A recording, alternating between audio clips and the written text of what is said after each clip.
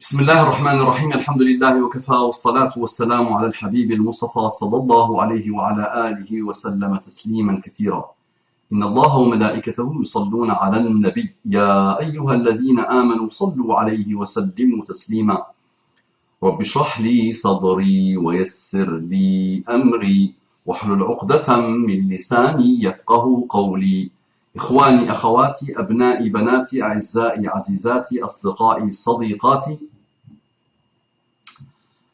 أعدائي عدواتي. Donc mes fils et mes filles, mes frères et sœurs, mes amis et mes amis, mes ennemis et mes ennemis. Assalamu alaikum wa rahmatullahi wa barakatuh. Que la paix d'Allah subhanahu wa ta'ala, sa miséricorde et ses bénédictions soient sur vous, mes frères et sœurs, partout dans le monde.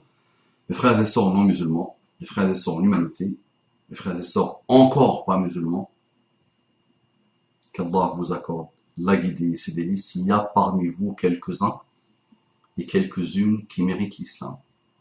Il y a parmi vous quelques-uns et quelques-unes qui ont cherché l'islam toute leur vie. Il y a parmi vous quelques-uns et quelques-unes qui ont attendu l'islam toute leur vie. Soyez sincères, lancez votre recherche sincère, armez-vous de patience et de sincérité, de bonne volonté, préservez-vous de l'insouciance et de l'indifférence, de l'hibernation intellectuelle et spirituelle, de la dormance intellectuelle et spirituelle, et lancez-vous. Qu'Allah vous accorde la guidée et ses délices. Toujours dans la série Les miracles de Muhammad sallallahu alayhi wa sallam, paix et bénédiction sur lui, on rappelle toujours, et c'est ça l'intérêt de la série, on rappelle toujours le postulat de base, votre postulat de base, les gens des siècles de la lumière, la référence absolue de l'intelligence pure et de la littérature pure et de la civilisation et du progrès pur, très bien. Vous nous dites que Muhammad sallallahu alayhi wa sallam est un escroc. Il a inventé le Coran. Je vous dis partout.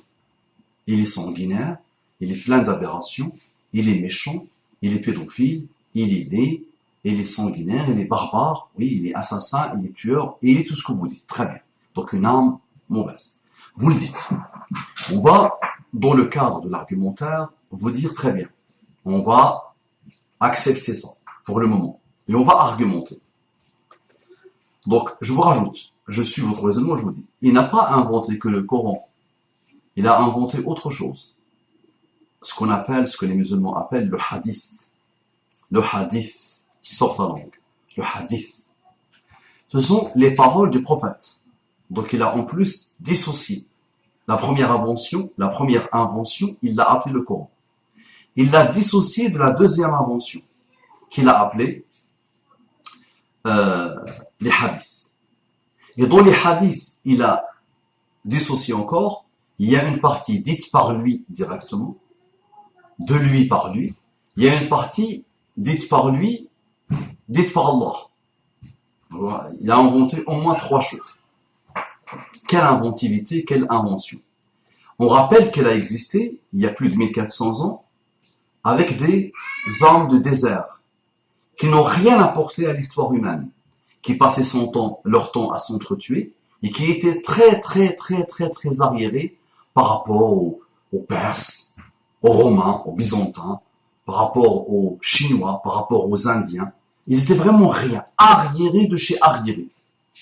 Ils n'avaient pas écrit de livre à l'époque, il n'y avait pas de livre du tout. Ils n'avaient jamais écrit de livre.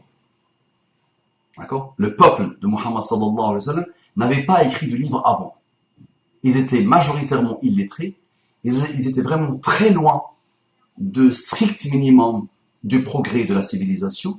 Donc lui, à 40 ans, il s'est réveillé un matin, il a dit, je suis prophète, d'après vous, selon vous. Donc il a inventé cette chose qui s'appelle le hadith. Et dans le hadith, sa umma est la seule umma et unique umma dans l'univers, et vous pouvez vérifier, qui a une science qui s'appelle l'isnad. L'isnad. Al-isnad. Je vais vous expliquer c'est quoi l'isnad. On peut traduire ça comme la chaîne de transmission. La science de hadith, la science des chaînes de transmission. Et je vous donne un exemple. Est-ce que vous avez une histoire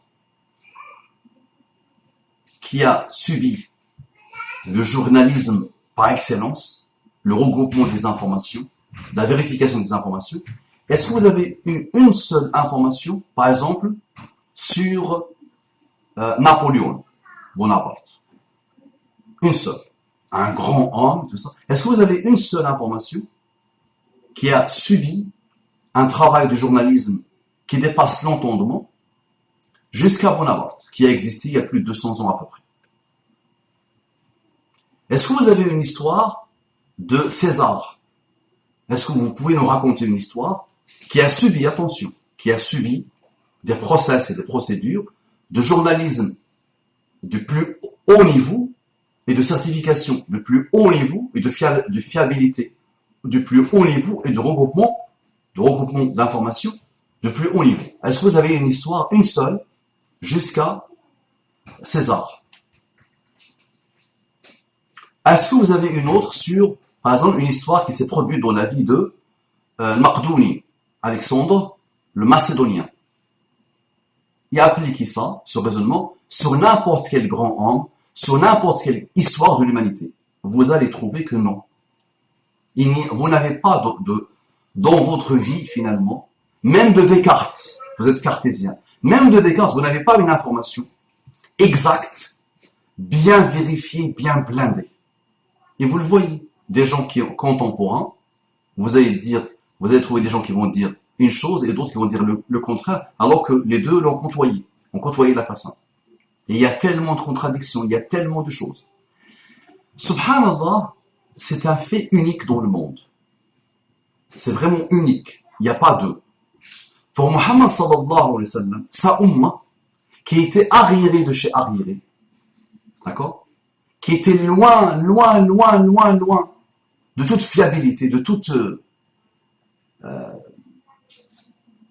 raisonnement, de toute logique, de toute puissance finalement intellectuelle, à l'avènement de Muhammad sallallahu alayhi wa sallam, cette umma a inventé une des sciences, c'est pas une des sciences, la science unique de l'histoire humaine, une science unique dans l'histoire humaine. Comment elle s'appelle? La science de l'isnad. Vous savez, si je vous dis combien de personnes vous connaissez dans la vie de Jésus, Jésus vous a marqué. Votre civilisation, vous nous dites, vous avez peur du grand remplacement, et vous nous dites que votre civilisation est chrétienne. Très bien. Vous ne pouvez pas me dire à moi 10 personnes ou 15 personnes qui ont vécu avec Jésus. C'est difficile pour le commun des mortels. La majorité écrasante d'entre vous ne peuvent pas nous sortir 10 personnes qui ont côtoyé Jésus. Chez les musulmans, mes amis, on peut vous sortir des centaines et des centaines et des centaines et des centaines et des centaines et des milliers même d'hommes qui ont côtoyé Muhammad sallallahu alayhi wa sallam, un, et qui sont venus après Muhammad sallallahu alayhi wa sallam, deux, et qui sont venus après Muhammad sallallahu alayhi wa sallam, d'autres générations, trois. On peut vous sortir leur nom, leur prénom, leur père, leur grand-père, leur vécu, l'année de leur naissance, l'année de leur mort. Tout ça pourquoi? C'était une science où il fallait vérifier n'importe quelle information. Qui l'a dit? Est-ce qu'il est fiable ou pas? Est-ce qu'il était honnête ou pas? Est-ce qu'il était menteur ou pas? Est-ce que quand il a vieilli, il a commencé à raconter n'importe quoi? Est-ce qu'il a été sectarisé ou pas? Est-ce que n'importe quelle personne qui prétend répandre une parole de Muhammad sallallahu alayhi wa sallam, il fallait vérifier ce qu'il est, dans quelle période il a vécu, toutes les informations, le maximum d'informations sur lui. Et c'est pour ça, Inna l'isnad min ad-din. Un des grands savants de la Abdullah ibn Mubarak disait, Inna l'isnad min ad-din. La science de l'isnad, la science des chaînes de transmission, la science des hadiths du prophète sallallahu alayhi wa sallam, fait partie de la religion. وَلَوْلَا الْإِسْنَادُ لَقَالَ مَنْ شَاءَ مَا شَاءَ. Et s'il n'y avait pas la science de l'isnad, n'importe qui aurait dit ce qu'il voulait. Il aurait dit ce qu'il voulait, ce qui lui passait par la tête, il l'aurait raconté. Vous comprenez? Donc Muhammad sallallahu alayhi wa sallam est le seul personnage sur terre. On connaît beaucoup de détails de sa vie, de sa biographie, de ce qu'il a dit, de ce qu'il a fait, de ses mouvements, de ses voyages, de ses batailles. On connaît les gens qui ont vécu. À partir du moment où une personne a dit Le prophète sallallahu alayhi wa sallam a dit, il y a un travail journalistique incomparable à n'importe quelle école de journalisme qui devait vérifier, regrouper, valider, certifier, analyser, approfondir n'importe quelle information.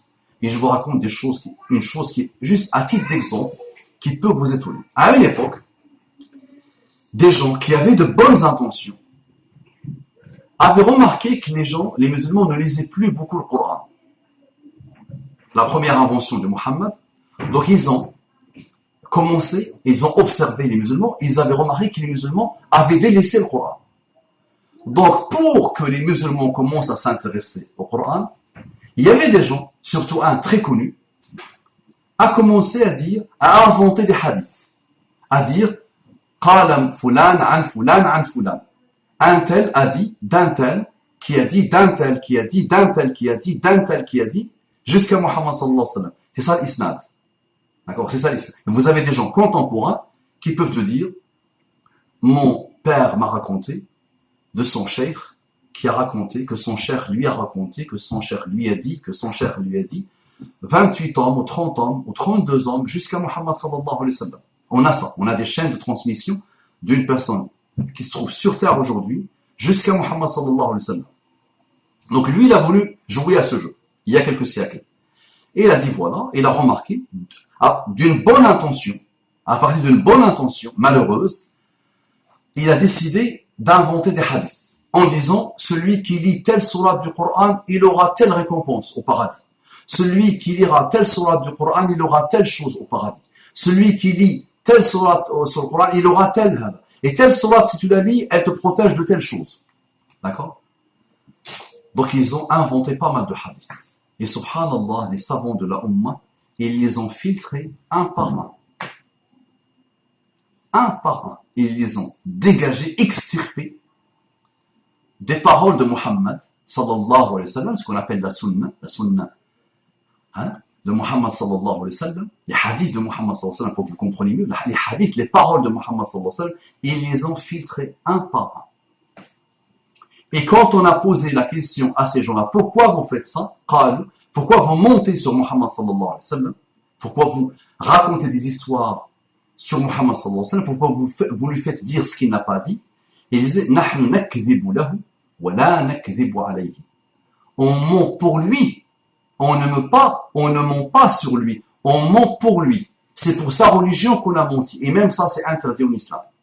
Et Muhammad sallallahu alayhi wa sallam, dans une de ses paroles à lui, pas le Coran, la deuxième invention, qu'on appelle les hadiths, il a dit, Man kadhaba alayya muta'ammidan falyatabawwa maq'adahu minan nar. Celui qui ment exprès sur moi, celui qui invente une parole et qui dit « il est de moi », qu'il sache qu'il a réservé sa place en enfer. Donc il faut me dire à moi, il faut m'expliquer s'il vous plaît. Je ne peux pas comprendre en moi. Dites-moi comment. Comment il est le seul humain sur Terre qui a été entouré de cette science, pour lequel on a inventé cette science. Inventé par qui? Par des Arabes qui n'avaient rien à voir avec la science, en plus. Ils ont inventé l'un des systèmes les plus perfectionnés que la Terre a connu, qui s'appelle Ilm al-Islam. Vous soumettez ça dans n'importe quelle école de journalisme, les directeurs et les présidents et les patrons et les chefs et les professeurs et les doctorants vous diront c'est pas possible. Cette science-là est inégalée. On n'a pas, dans les temps modernes, on n'a pas inventé mieux. On n'a pas trouvé mieux. Donc, il faut m'expliquer à moi comment Muhammad sallallahu alayhi wa sallam, comment il a mérité tout ça? Comment il est unique à ce point? Comment ces paroles sont tellement importantes qu'ils ont mobilisé des centaines de milliers de savants, les meilleurs, les élites de l'élite, pour nettoyer les mauvaises paroles qui ont été dites sur sa langue. Comment? Expliquez-moi s'il vous plaît. Dites-moi qui est derrière. Est-ce que vous avez une explication à ça? S'il vous plaît, aidez-moi, j'ai besoin de vous, s'il vous plaît. Vous avez besoin de vous, pour votre intérêt. Ça marche? Salam alaikum wa rahmatullahi wa barakatuh.